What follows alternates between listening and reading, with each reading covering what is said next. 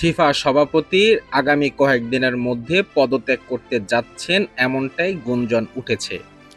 এমন তথ্য দিয়েছেন ইউকে টাইমস। বেসরকারি বিনিয়োগকারীদের কাছে বিশ্বকাপের একটি অংশ বিক্রির পরিকল্পনার ব্যর্থ হওয়ার পর ফিফার ভিতরে ও বাইরে নানামুখী চাপের পদত্যাগে বাধ্য হচ্ছেন তিনি। ফিফা ফরওয়ার্ডিং এন্টারপ্রাইজ প্রকল্পের মাধ্যমে ফিফা সভাপতি আর্থিকভাবে লাভবান হতে পারতেন, যদিও বিভিন্ন মহাদেশীয় ফুটবল ফেডারেশনের তীব্র বিরোধিতার মুখে পড়ে তা বন্ধ করে দিতে বাধ্য হয়।